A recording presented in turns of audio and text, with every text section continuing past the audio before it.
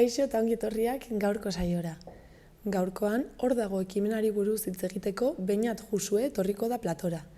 Eta ondoren, elako lan osasuneko arduraduna den Andoni Larralde ere izango dugu gurekin. Hala ere, lehenago, has gaitezen betiko edukiekin. Ikusitzagun gaurko efemerideak. 1858ko azaroaren 17an, Robert Owen, Britaniar sozialista utopikoa hil zen. Gainera, azaroaren 17an ere, baina 1954an, Danny DeVito aktore eta zine zuzendari estatubatuarra jaio zen.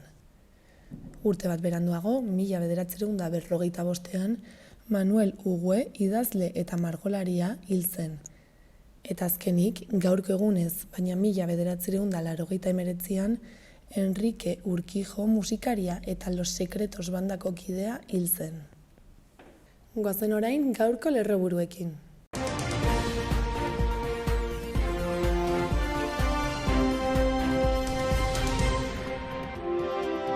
Arratsaldeon eta ongi etorri gaur azaroaren 17a asteazkena, hauek dira Iruña herriak eta Nafarroak utzitako albiste nagusienak.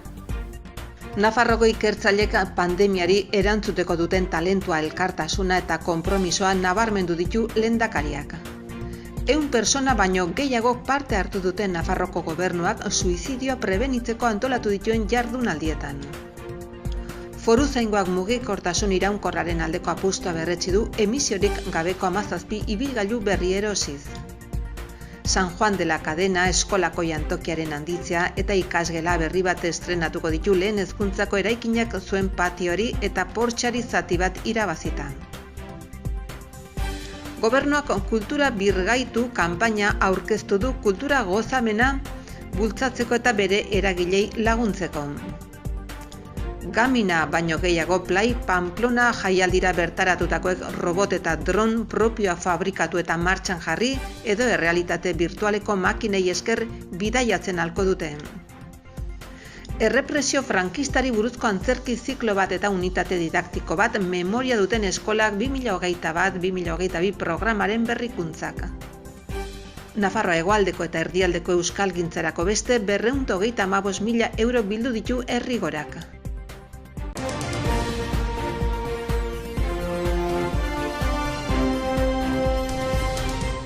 Asteontako agenda errepasatzen jarraituko dugu. Gaur, arratsaldeko 7:30 Diraki taldearen kontzertua emanen dute pantaila erraldoian herriko tabernan. Gainera, gaur ere, sortaldekoak solasaldi irakurtaldia eskainiko dute Amets Aranguren eta Edoi Etxartek arratsaldeko 8etan Zaldiko Maldikon. Eta gaurko egunarekin jarraituz, 8etan ere, baina Gaiarre antzokian, Ameriketako bidaia antzerkia izanen da. Horretaz gain, bihar, 7:30 Jon Basaguren eta Inigo Astizek poesia eta musika errezitaldia eginen dute Kondestablen. Bi artistek haien azken disko eta liburuetako abesti eta poemak eskaintzeaz gain, sormenari eta oraina harrapatzeko moduei buruzko hainbat hausnarketa tartekatuko dituzte. Bestalde, ostiralean, konpromisoa antzezlanaz gozatzeko aukera izanen dute gazte eta helduek arratsaldeko 8etan Antsoaingo antzokian 7 euroko sarreraren truke. Eta agendarekin bukatzeko, ostiralean ere, Oskar Estangak gurerara ikuskizuna eskainiko du arratsaldeko 8etan Aranguren Ibarreko kulturetxean 2 euro eta erdiko sarrerarekin. Kultura urbanoa eta euskara uztartzen dituen musika eta hitzen improvisazio ikuskizuna da. Jarrai dezagun gaurko komunikabideen azalak aztertzen. Diario de Notiziasekin hasiko gara. Titularra Nafarroan 619 emakumek polizia babesa jasotzen dutela da, eta 5 muturreko arriskuan daudela. Bestalde, kotizazioen igoera nork ordaintzen duen galdetzen du azalean. Argazkian aldiz, birusaren ikertzaileei aitortza egiten die Diario de Notiziasek. Horretaz gain, Audenasak aurten dibidendotan 44 milioi euro banatu dituela jakinarazten du. Gai aldatuz, Lizarrako 26 urteko gazte bat karkarko talka batean hil dela aipatzen du. ziuko kasuen 158 ez dagoela txertatuta ere nabarmentzen du azalonek. Bestetik, EAEko auzitegi nagusiari COVID pasaportea eskatzeko abala eskatu diola jasotzen du, eta Nafarroa ere gauza bera baloratzen ari dela jakinarazten du. Gainera, Osasunak eta Autonomia Erkidegoek COVID semaforoa lasaitzea geroratu dutela azpimarratzen du. Eta bukatzeko, ELZ eta ez diren klubek ez dutela abalatu beharko aipatzen du. Diario de Navarrara pasako gara. Nafarroako 12 urtetik beherakoen COVID kutsatzeak 2 astetan hirukoiztu egin direla dio titularrak. Argazkian, herri oso baten ametsa nabarmentzen du, berbintzanako injertoari dagokionez. Horretaz gain, COVID pasaportea hainbat autonomia erkidegotan zabaltzen ari dela aipatzen du. Bestalde, Iruñeko Pablo Salinas harrapatu eta hil zuenarentzat 5 urte eta 8 hilabeteko kartzela zigorra ezarri dutela jakinarazten du. Gainera, adingabeak apustuetan sartzeagatik gero eta kezka handiagoa dagoela ere jasotzen du azalak. Gai aldatuz, Iruñeko hilerriko labe bat matxuragatik zerbitzuz kanpo dagoela jakinarazten du. Eta azkenik, Nafarroako gastronomiak ostalaritzari omenaldia egiten diola nabarmentzen du. Gararekin jarraituko dugu. Titularra, Gregorio Bikario presoa bihotzeko ebakuntza egiteko ospitaleratu dutela da. Argazkiaren bidez aldiz, gailur birtualeko tonu adiskidetsua nabarmentzen du. Horretaz gain, Lakuak udalei ziurtasunik gabeko ekintzak bertan behera uzteko eskatu diela azpimarratzen du azalonek. Gainera, Nafarroan, txertatu gabeko 10% ospitaleratuen 158 dela nabarmentzen du. Gai aldatuz, elak eta labek kotizazioak igotzea ez dela nahikoa diotela jasotzen du azalak. Eta bukatzeko, bikoteen txapelketaz aritzen da komunikabide hau. Pasagaitezen berria ikustera. Titularrak dioenez, Jaurlaritzak udalei eman die izurriaren aurkako neurriak betearazteko ardura. Argazkian, Torrealdairen lana nabarmentzen du, herri proiektu baten lekukotza. Bestalde, Bidenek eta Xik lehia zintzoa bermatzeko beharra ikusi dutela aipatzen du berriak, eta Nancy Fraserren azken gogoetak euskarara ekarri dituztela ere jakinarazten du. Amaitzeko, elarentzat eta labentzat pentsioen akordioa motz gelditu dela azpimarratzen du. Euskal Herria irratiarekin bukatuko dugu. Albiste nagusia udalbatzak Navarra-Sumako udal aginte taldeari Txantreako autokarabana aparkaleku proiektua bertan behera utz dezala exigitu diola da. Bestalde, Iruñarrok 2022 kartelean, Sutagar, Lehendakariz Muertos eta Evaristoren tropa do Karalo daudela aipatzen du. Eta azkenik, gobernuak migratzaileei osasun zerbitzuak ez kobratzeko petatxuak erabili behar izaten dituela salatu dutela nabarmentzen du, eta horren errua PPri egotzi diotela.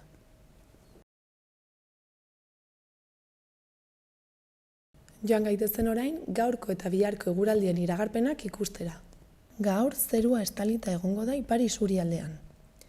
Euri txikia egingo du, batez ere Kantauri isurialdearen mendebaldean, eta Nafarroa eta Ipar Euskal Herrian ateri eutxiko dio ordu askotan. Arratsaldean atertzera egingo du, baina gauean berriro ere euri pixka bat egin dezake. Nafarroa erdialdean eta hegoaldean giro eguzkitsuan nagusituko da, baina ziertzoak gogor joko du aurreko egunetan bezala. Temperatura maksimoetan ez dugu aldaketarik espero. Eta bihar ostegunean argitzera egingo du. Hala ere, goizaldean eta goizean goiz euri apur bat egingo du Kantauri isurialdeko zenbait lekutan. Goizak aurrera egin ahala, hodeiak gutxitu egingo dira, eta ostarteak irekiko dira arratsaldean. Gauean zerua hodei gutxirekin geratuko da, eta temperatura bizkor jaitsiko da. Horrela, eguneko temperatura minimoak azken orduetan neurtuko dira. Ipar ekialdeko haizea ibiliko da, eta temperatura maksimoak apur bat igoko dira.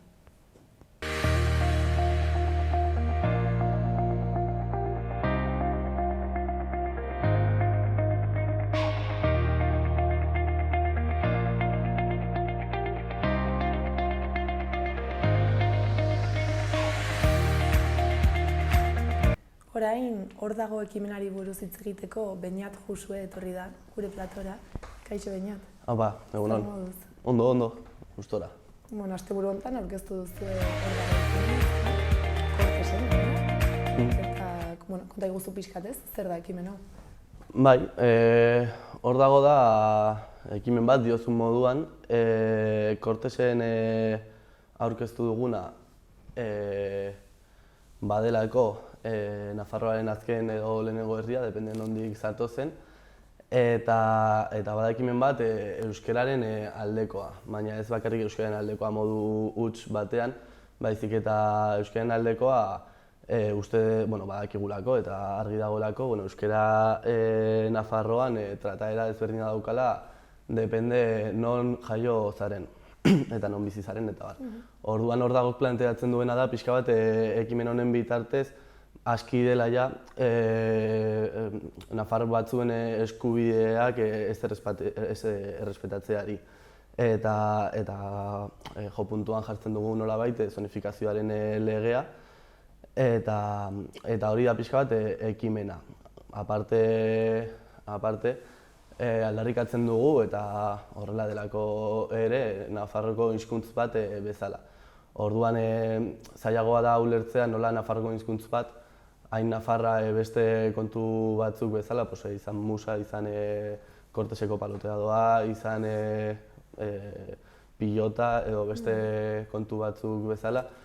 Zailagoa egiten da ulertzea nola hizkuntz hau, Nafarrokoa, bertakoa, ez ditu edo ezin da ikasi edo ezin da bizi hizkuntz horretan herriberan eta eremu euskaldunean eta mistoan. Bereziki elkartu zarete ez, hori herriberako eta erdialdeko talde desberdinak edo pertsona norbanakoak nork osatzen duzu ekimen hau?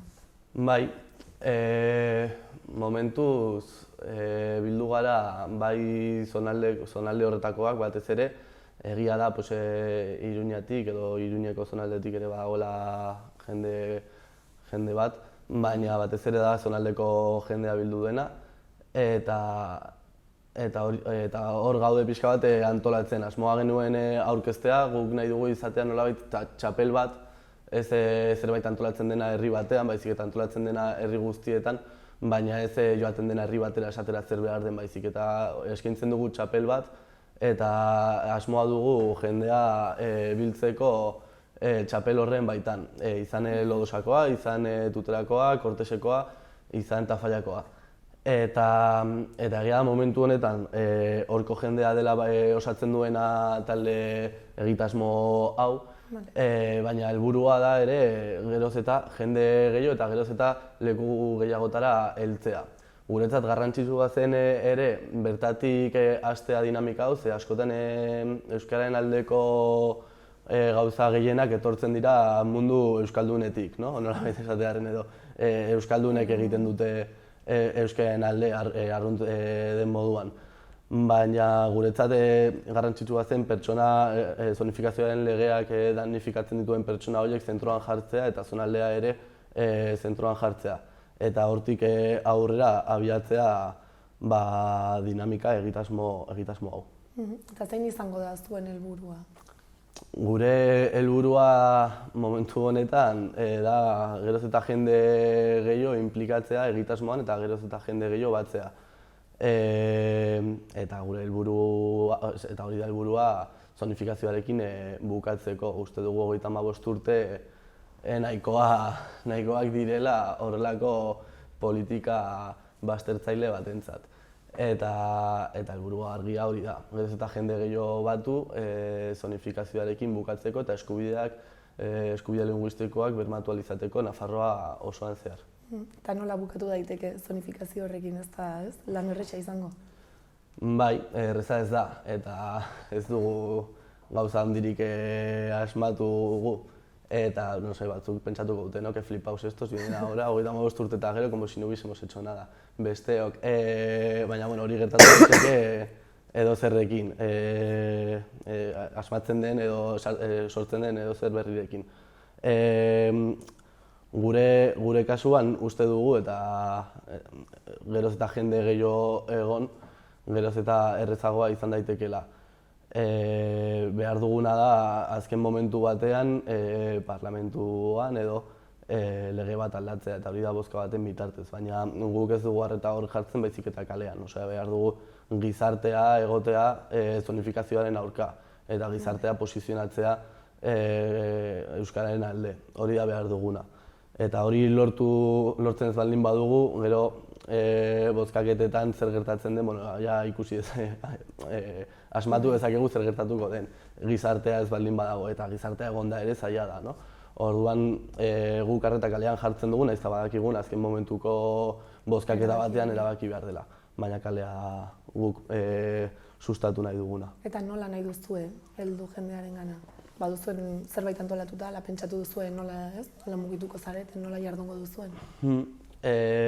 Hori, eskaintzen duguna da txapel bat eta asmoa duguna da herri eta auzo askotan antolatzen diren euskararen aldeko egitasmoak, egunak, hitzaldiak eta bar aglutinatzea.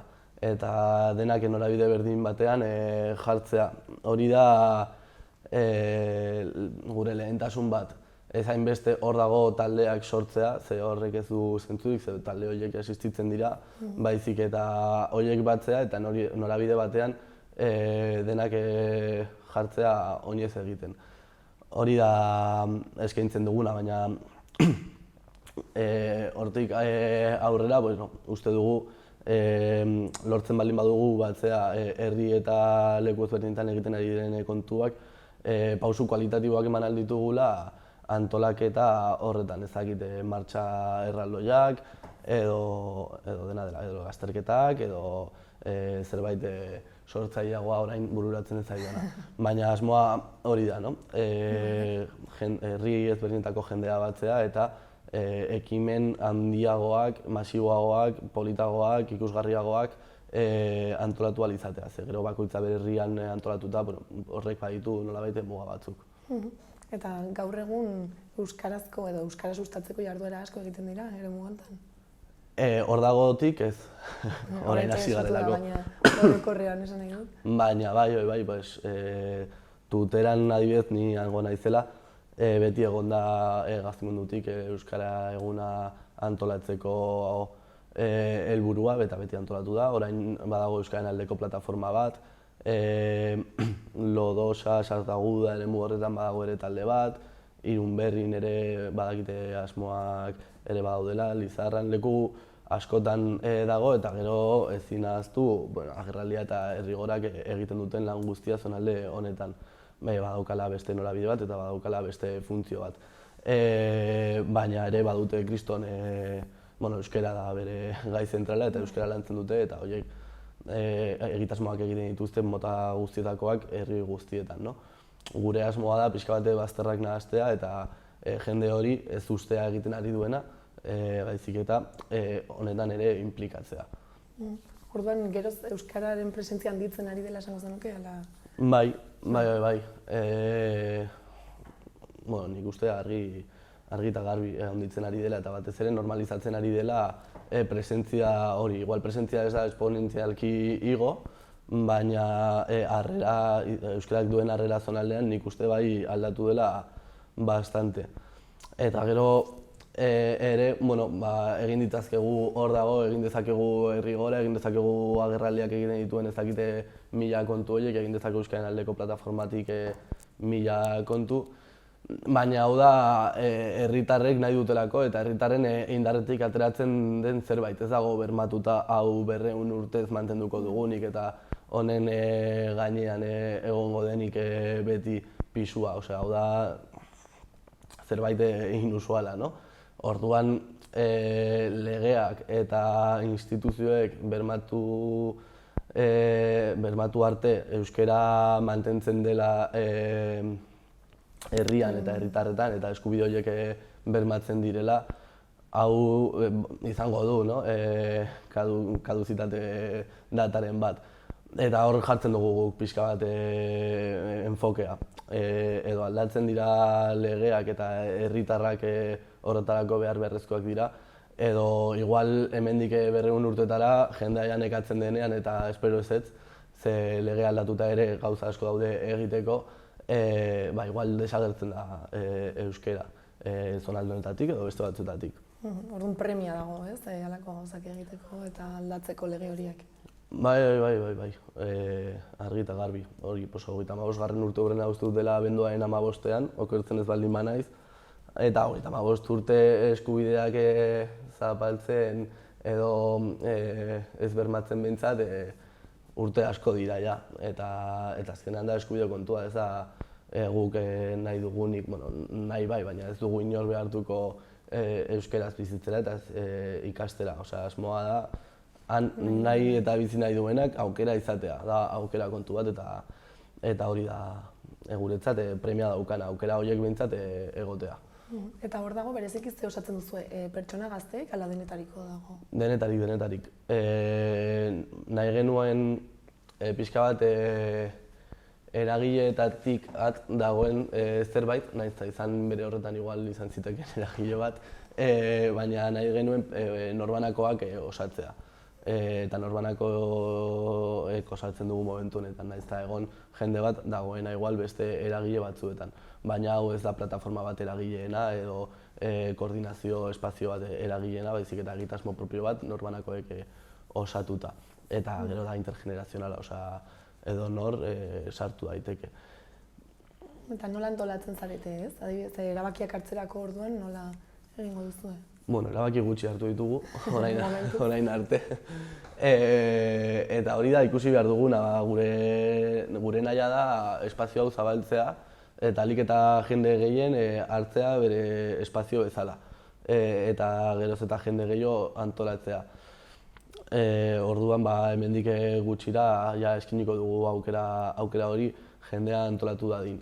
Nahi genuen pixka bat zurrunbila sortu eta nik uste zati ein batean behintzat lortu dugula eta orain eskaintzen dugu espazio hori jendeak parte hartu dezan.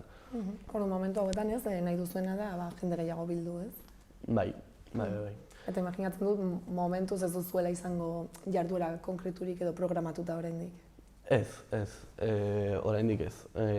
Nahi dugulako batez ere jendeak parte izatea, baina sentitzea ere.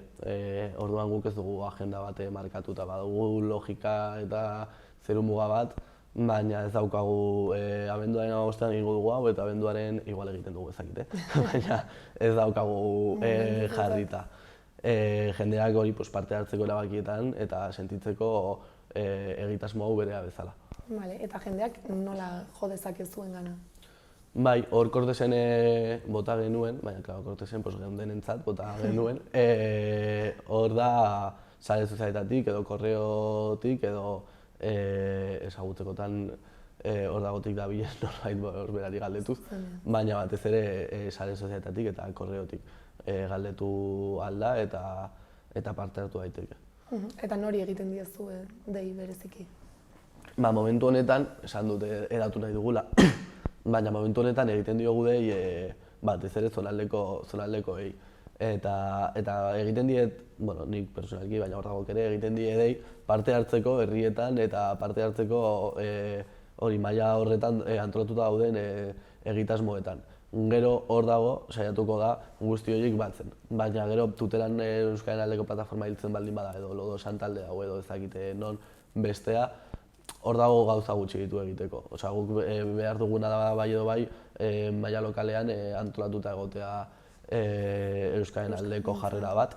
Eta gero hor dagotik ere behar dugu jendea eta gonbidatzen ditugu parte hartzera, baina gure izango da puntualagoa edo momentu konkretuetan aurrera pausu bat emateko. Eta hor dago pixkat zergatik ez sortu duzu somatzen zenuten behar hori zegoela eta noiztik zabiltzate hau planteatzen? Duela gutxi, hasi ginela pentsatzen honen inguruan, horregatik orain da pixka bat proto hor dago bat. Baina zergatik hori aipatu dudana, guretzat beharrezkoa zen zonifikazioaren kontrako norabide bat, bermatu ahal izateko eskubideak, eta beharrezkoa zen pertsona damnifikatuak edo zonifikazioak eragiten dituen eskubide urraketa horiek sufritzen dituzten pertsonek erdian jartzea. Eta gero ere, zerbait igual esanguratua izan daitekena edo atentzioa ditzen duena da erderaz egiten dugula ere. Eta gazteleraz mintzatzen garela, ekitaldia izan zen elebidunez, eta guretzat hori arrunta da, edo arruntatzat hartzen dugu. Zean nahi duguna da ez euskaldunak konbentzitu, no? Eta horretarako ere gazteleraz hitz egin behar dugu, osea, errealitate linguistikoa da dena. Eta inkluso errealitate linguistikoa kontuan hartuta igual euskeraz ez ginateke mintzatu behar. Baina, bueno, errealitatea aldatzera gatoz, errealitatea ez da horrela sortu eta duela 35 urte zen euskeraz hitz egiten edo duela 40. Euskera gutxitua izan da, gu bagoaz hori aldatzera eta auspotzera euskera, eta ez horregatik gazteleraren kontrako jarrera bat sustatzera. Guretzat da eskubide kontu bat, berdintasun kontu bat, eta gero behin eskubideak bermatuta daudela, bakoitzak pentsatzea zein hizkuntzetan bizi edo zein hizkuntze auspotu nahi duen edo ze egitasmo sortu nahi duen hizkuntza gehiago erabiltzeko. Baina momentuz da eskubide kontu bat. Somatzen duzue jarrera horiek aldatzen dabiltzala? Euskararen aurkakoak, bai. Hor baude egitasmo askok lagundu dutenak, ni naizen tokiegikoa, komentatuko dut, baina hor Tuteran jai sortutako jai espazio horretatik, euskaldunagoa da behintzat espazio hori, eta hor ikusten duzunean, saldu dizutena da euskara dator inposaketa eta ezakite zenolako gauzekin batera edo eskutik, eta ikusten duzu horko jendea ondo pasatzen duela, euskaraz gozatzen duela, eta hor zure jarrera edo zuk dituzune aurre iritziak apurtzen dira. Eta Tuteran jai bezala izan daiteke futbol taldea, izan daiteke agerraldiak egindako beste egitasmo batzuk, eta horiek aldatzen dituzte pixka bat aurre iritziak, baina hortik ezin gara bizi. Orduan, jendeak ideia okerrak izan ohi ditu eta horregatik agian jarrera hori. Bai, ideiak sortzen dira eta idei oker horiek sortuta daude nahita, nonbaitetik sortua. 35 urte pasa baldin baditugu euskaraz ikasi eta bizi ezinean, 35 urte legea zegoenetik, baina aurretik gehiago. Arrunta da, ikusi eta entzuten ez duzun zerbait eta gainera etortzen zaizuna horrekiko dena baldin bada negatiboa, ideia hori izatea arruntena da. Osea, arraroena da oraindik ere euskara existitzea zonaldean. Eta nik uste hori gutxinaka harresi hori botatzen ari garela. Horretan zabiltzate ez, hori da zuen lan eta helburua ere. Bai, argi eta garbi. Jarrera normalizazioa eta ezagutza auspotzea, gure ezagutzaren aldeko igual ez du hainbeste egiten, baina normalizatzeko eta auspotu izateko legea aldatu beharra dago eta legea aldatzeko gizartea mugitu beharra dago. Ez dakitez amaitzeko, zerbait faltatu izan den, esateko, ala bestela, ze mezu bidaltzea gustatuko litzaizuke? Ez, nik uste bota dudala dena, hori, animatzea zonalde guztietako Nafarro osoko jendea euskaren aldeko borrokan batzera, espazioak badaude eta ez baldin badaude sortu daitezke, eta hortik ere hor dago elikatzea eta ahalik eta gehien parte hartzea gure ekimen egitasmo honetan. Primeran, mila esker, Beñat. Zuei, espazioa eskaintzeagatik, mila esker. Eta ongi joan dadila guztia. Mila esker.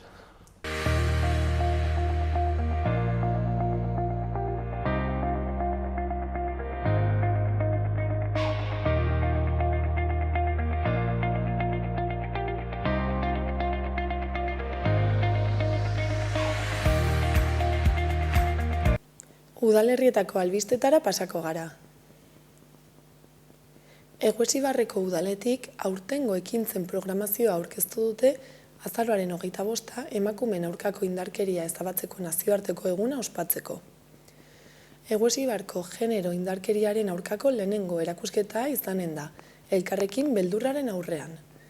Jarduera, jardunaldi bat egingo da azaroaren 28an igandea, eta honako hauek hartuko ditu barnean. Profesionalek genero indarkeriaren inguruan emandako hitzaldiak, babes mekanismoen erakustaldiak, autodefentsa pertsonaleko tailerrak, bai eta hainbat stand jartzea ere, non herritarrek Eguesibarreko hainbat kirol elkarte eta klub ezagutzeko aukera izango duten. Horiek, babes eta prebentzio sare gisa jarduten baitute. Berdintasuna praktikatzen tailerra ere egingo dute. Tailer honetan emakumeen aurkako indarkeria aztertuko da kirol munduan. Hala, ikusentzunezko materiala ikusi eta arlo horretan emakumeen aurkako indarkeriarik ote dagoen eztabaidatuko dute. Ondoren, azken Olinpiar Jokoei buruzko albisteen analisia egingo da, eta azkenik kirol trivial bat ere eginen da. Genero indarkeriaren aurkako marrazki lehiaketa ere izanen da. 6 eta 12 urte bitarteko haurrei zuzendutako lehiaketa adierazpen artistikoaren bidez irudimenari, sormenari eta behaketari bide emateko. Horretarako esaldi bat erabiliko da, genero indarkeriaren aurkako borrokaren ideia islatzeko. Lehiaketaren oinarriak eta informazio osoa online aurki daitezke. Gazteen eztabaida bat ere burutuko dute. Zergatik batzuetan ez dugu erreakzionatzen genero indarkeriaren aurrean? Helburua da gazteek beren ikuspegia eman ahal izatea genero indarkeriaren kasuei eta ondorioei buruz, eta aldi berean konponbideak bilatzeko zereginean jartzea, ikuspegi berri bat eskainiz. Genero indarkeriaren biktimak oroitzeko ekitaldi bat ere izanen da. Ekitaldi horretan manifestua irakurriko da, musikak lagunduz. Ondoren, lore eskaintza egingo da azaroaren 25ko etorbidean. Eta azkenik, kontzertua izanen da, bat gehiago ere ez. Eguesibarreko Udal Musika Eskolak egingo du, eta eskolako irakasle eta ikasleak izango ditu protagonista. Pianoaren, perkusioaren, gitarraren, baxu elektrikoaren eta hotsaren bidez, abestien errepertorio handia distiratzeko. Ordubete inguru iraungo du kontzertuak eta sarrera librea izango da lekua bete arte. Eta horretaz gain, asmakizun logikoen lehiaketa eta matematika erronkak helarazi dituzte udaletik. Online eskura daitezkeen inprimakiak bidaltzeko epea azaroaren 29 arte egonen da zabalik. Azaroaren 30ean postontziak jaso eta erantzunak argitaratuko dira, eta abenduaren batean jakinaraziko dira saridunak. Erantzun inprimakiak Olazko eta Sarrigurengo liburutegian eta udaletxean aurkez daitezke, edo bestela posta elektronikoz bidali. Eta Iruñean, asteburu honetan, Nafarroa Arenan, udalak antolatutako Play Pamplona Gaming ekitaldi handia izanen da. Eta lehiaketa eta txapelketez gain, jarduera eskaintza zabala eskainiko du bideojokeen mundua ikuspegi ezberdinetatik gerturatzeko. Hainbat hitzaldik adibidez arreta jarriko dute sektore horrek eskaintzen dituen ekintzailetza aukeretan eta hezkuntzan horren tresnak erabiltzeko moduan. Bertaratzen direnek aukera izanen dute ere errealitate virtualeko makina bat probatzeko eta robot edo dron propioak egiteko eta martxan jartzeko. Play Pamplona jaialdiak asteburu osoan zehar Nafarroa Arenan jokoarekin lotutako hainbat gune ezberdin izanen ditu. Eta horien bitartez ezagutzen ahalko dira gadget edo tresna teknologiko deigarrienetako batzuk. Robotgunean adibidez, robotikari buruzko oinarrizko kontzeptuak eta programazioaren oinarriak erakutsiko dira, eta parte hartzaileek robot propioak fabrikatu eta martxan jartzen ahalko dituzte. Drongunean, dronak programatzeari buruzko hastapen lantegiak eskainiko dira, non bertaratzen direnek horiek konfiguratzen ikasi eta jarraibideak jasauko baitituzte hegaldi gatibu bat egin ahal izateko zirkuitu mugatu batean. Eta esperientzia teknologikoa osatzeko, VR Oculus Rift gunean azken belaunaldiko errealitate virtualeko 10 unitate egonen dira, non erabiltzaileek virtualki hainbat garai eta lekutara bidaiatzen ahalko baitute. Eta bestalde, gai aldatuz, Iruñeko udaleko herritarren aferen batzordeak San Juan de la Cadena haur eta lehen hezkuntzako ikastetxe publikoko instalazioak bisitatu ditu. Bertan, lehen hezkuntzako eraikineko beheko solairuan dagoen eskolako jantokia handitzeko obrak amaitu dira, eta gainera lehen solairuan ikasgela berri bat sortu dute. Jarduketa hori, udalak hiriko ikastetxe publikoak berritzeko edo instalazio berrietarako egiten dituen inbertsioen barruan dago.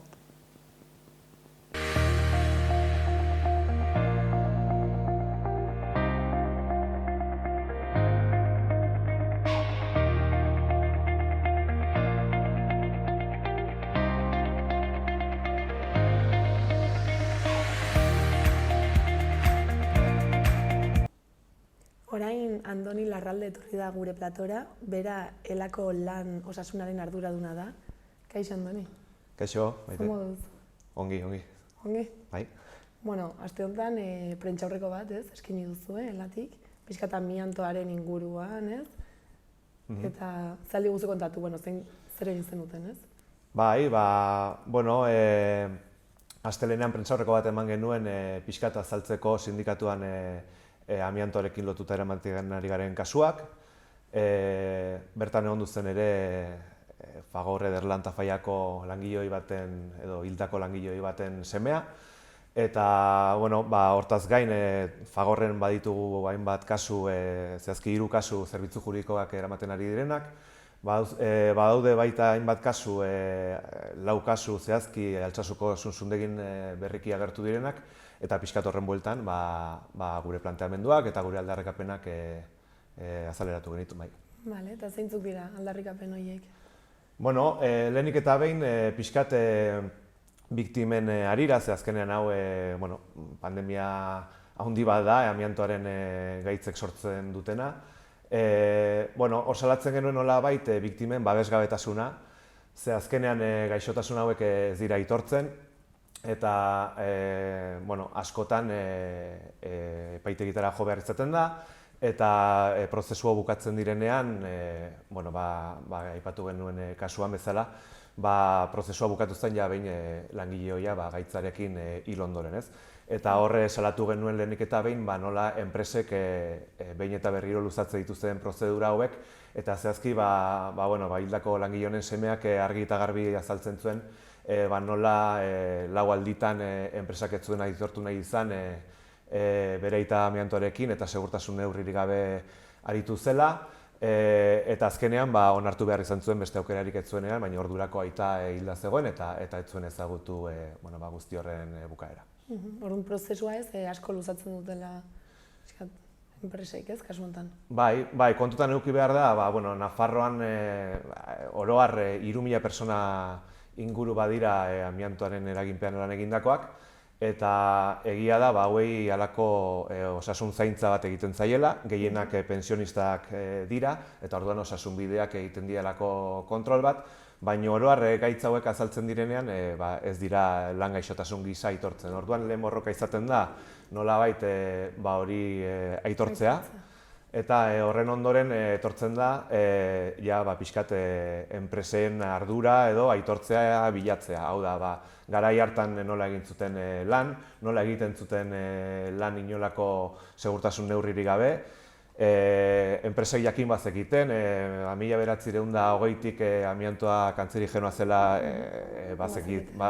jakina zelako, 1940tik badago araudegi zehatza langileak babesteko, eta aipatzen ditugun Fagorreko kasu hauetan txostenek eta resoluzioek eta esaten dute argi eta garbi nola lan egiten zuten amianto kopurua neurtu gabe, nola egiten zuten lan baita ere amiantozko eskularruekin, eta hori guztia osasun zaintzari gabe, langileak informatu gabe, eta nolabait lehenetsiz etekin ekonomikoa edo produktibitatea osasunaren gainetik. Orduan, aipatu duzu ez, 7 kasurekin zabiltzatela momentu hauetan, ez? Bai. Baina hala ere pertsona askori eta familia askori eragiten dien gai bat da, ez? Bai, hori da, guk momentu honetan esan bezala eramaten ari gara 3 kasu Fagorren. Aipatu ditugun 3tatik 2 langilea hil ziren, 2019an, beraien senitartekoa dira prozedurekin jarraitzen dutenak. Eta hor esan beharra dugu lan gaixotasunak aitortuta daudela. Esan beharra dugu ere 3 kasuetan pentsioak handitzea aitortuta ere badagoela, pentsioak kasu batzuetan alargunen pentsioak 40% eta 50% artean handitu behar dira enpresaren kontura, eta horrez gain, kasu batean 200.000 euro ordaindu beharko dizkio Fagorrek hildakoaren senitartekoi, eta beste 2 prozesuak oraindik bukatu gabe daude, baina eskatu ditugu 700.000 euro guztira familientzat. Eta zunzundegiko kasuetan ez daude puntu horretan prozesuak, baina badira ja 4 kasu azaldu diranak, eta lauetatik bietan Nafarroako Lan Osasun Institutuak aitortu du langile hauek amiantoarekin aritu zirela lanean, eta nahiko garbi esaten du beraien gaixotasunak horrekin izan dezakela zerikusia. Orduan, bide honetik doaz ez, baina oso berandu eta motela.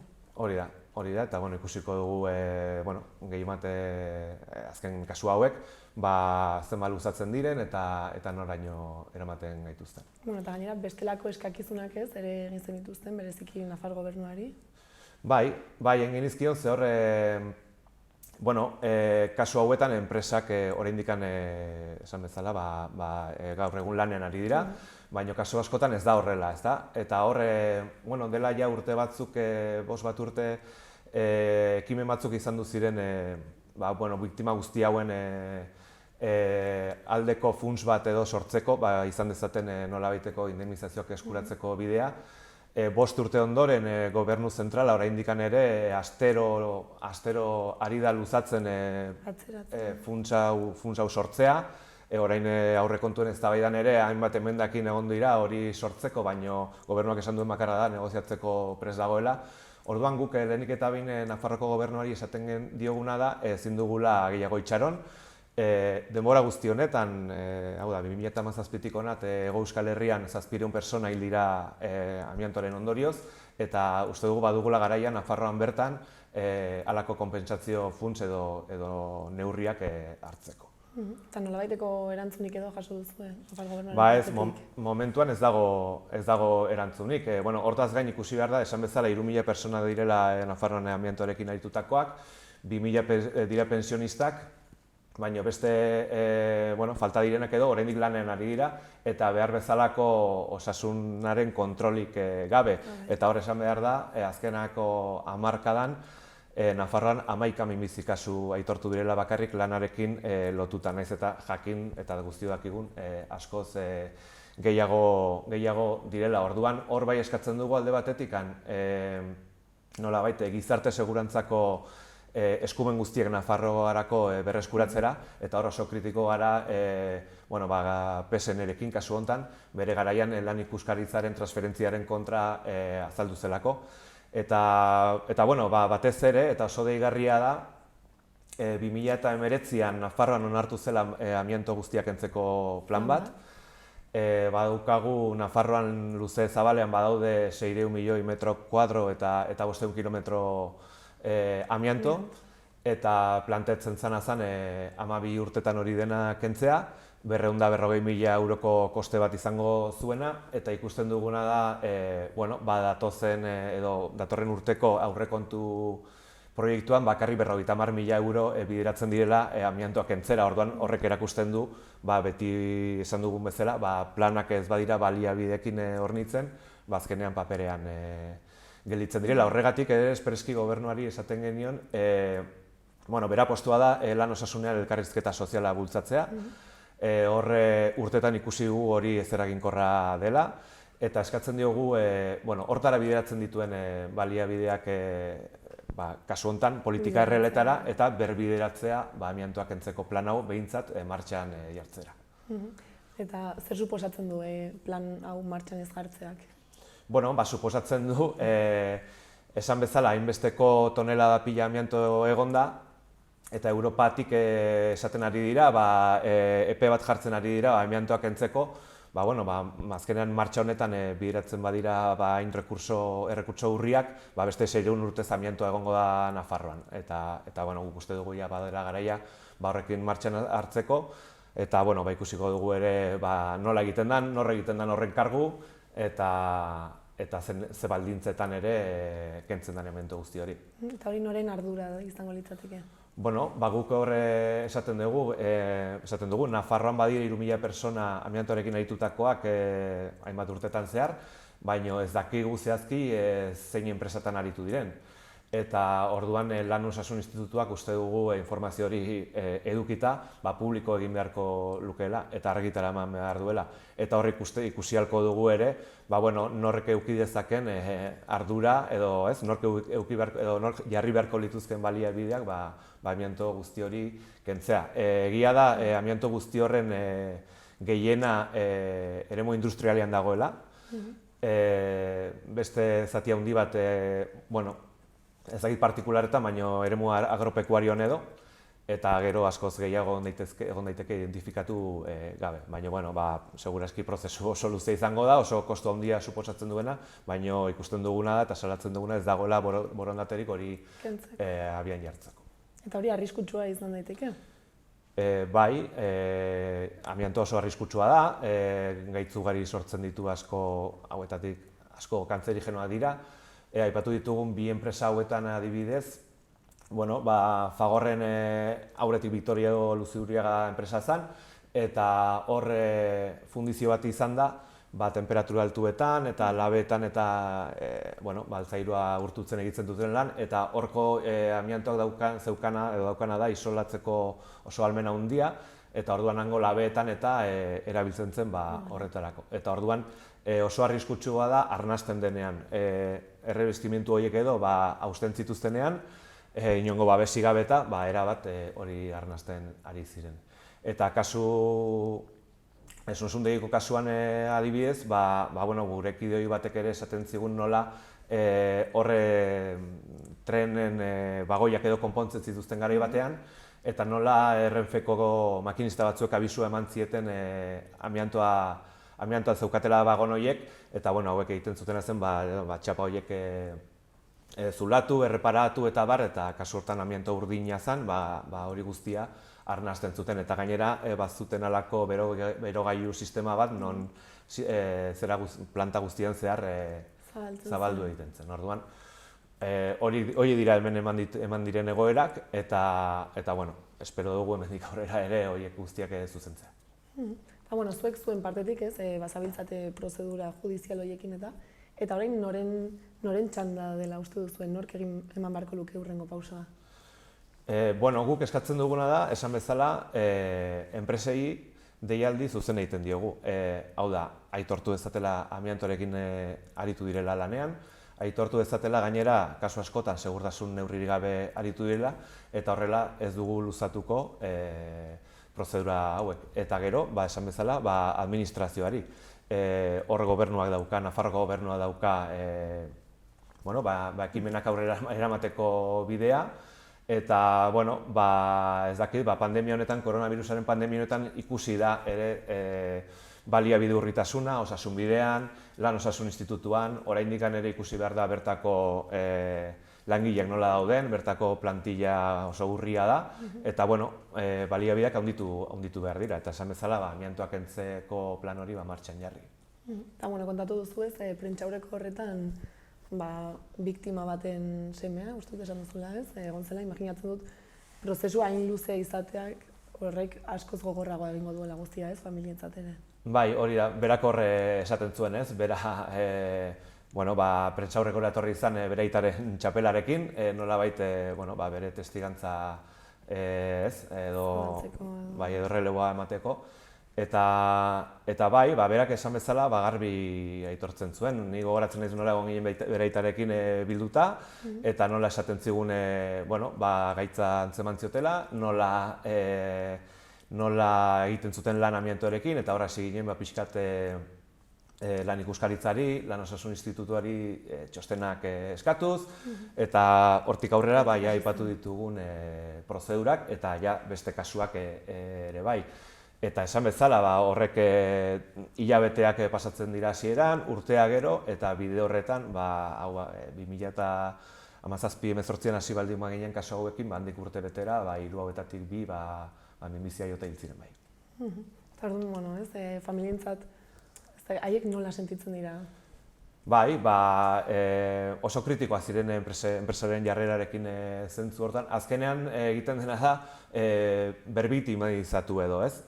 Nolabait, epaiketara joan, ikusi han enpresak ez duela ez zera aitortzen, ikusi nola enpresako arduradunak beraien ondotik pasatzen diren, inolako elkartasun mezurik eman gabe, esan edut ari gara hildakoaren seme-alabak alarguna aizpak antzeudela, eta nolabait ez zuten aitortu nahi izan pixkat ardurak gaietik entzeko, baina kasu honetan frogatu ahal izan dira, espero dezagun beste kasuetan ere hori ginela izatea.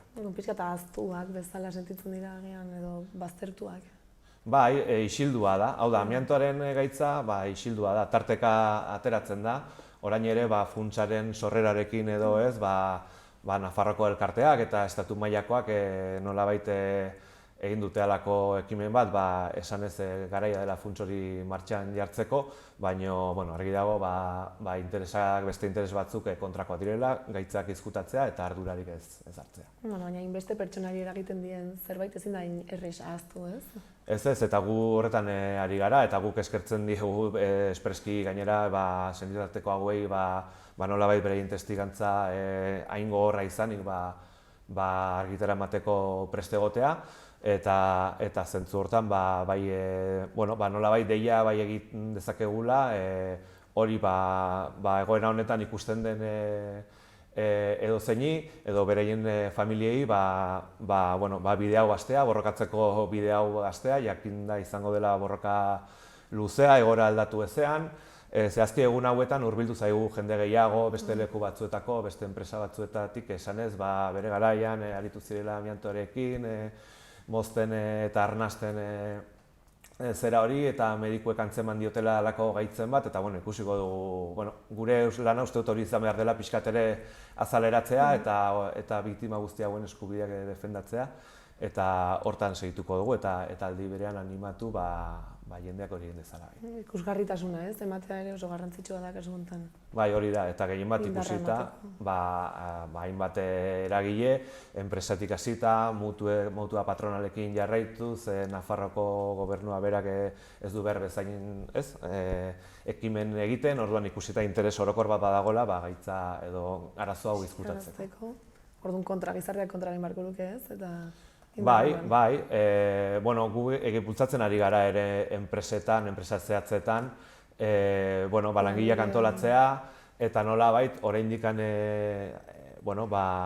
amiantoarekin edo egon daitezken instalazioak, nolabait enpresa behartzea horiek entzera. Hor esan behar da adibidez,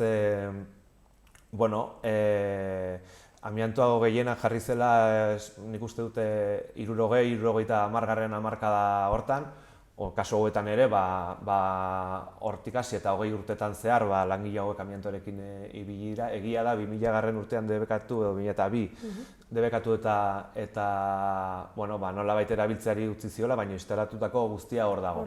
Orduan, ez gaude ere zai norbait etortzea eta hori guztiak kentzea, enpresetara eramaten ari gara, nolabait enpresek jarri ditzaten baliabideak hori kentzeko. Egia da, momentuz derrigortasunik ez dutela, hor erraten da amiantoak, segun ze modutan, iraun dezakela 40-50 urte bere propietatea galdu eta nolabait hain arriskutsua izan gabe, baina jarri zenetikan, esan dugun hamarkada horietatik gaur egun arte, hor mugan gaude, eta orduan uste dugu hortikan egin behar dela, eta gero esan bezala gaitza hauek sufritze dituzten jendeak eta senideak aitortzera eta reklamatzera animatu. Eta uste duzu oraindik prozesua asko luzatuko dela, ala itxaropentsu zaudete eta uste duzu agian gauzak aldatuko direla eta abiadura hartuko dutela? Ikusiko dugu, hor saiatuko gara baldintzatzen, esan bezala, badago halako kontzientziazio bat ere bai, esan bezala badago funtsaren inguruko eztabaida bat, ikusiko dugu zer ematen duen horrek estatu mailan, baina esan bezala guk uste dugu ezin dela horren esperoan egon. Eta hori. Zuen partetik, alden guztia. Bai, eta esan bezala deia egin norbaitek ez, hori da. Ez dakitez, amaitzeko agian, zerbait faltatu izan den, ez duguna esan eta garrantzitsua den horrela aipatzea, ala bestela ze mezu azpimarratuko zenuken ja amaitzeko. Ez, nolabait, salaketa mezua, Nafarroko biktimek, amiantoaren biktimek sufritzen duten bezgabetasun honen bueltan, eta orduan deia esan bezala enpresei, ez ditzatela prozedurak luzatu eta ez ditzatela biktimak berbiktimizatu eta aitortu dezatela egindako kaltea, eta gobernuari hartu dezala bere ardura, ez dezala beste aldera begiratu, eta bien jarri dezala Nafarroan amiantoa kentzeko plana. Eta gu bide horretan segituko dugu, dauden kasuak eramanez, borrokatzen eta salatuz. Primeran, mila esker guzti honen berri emateagatik eta ea ongi doan guztia. Zueri maite.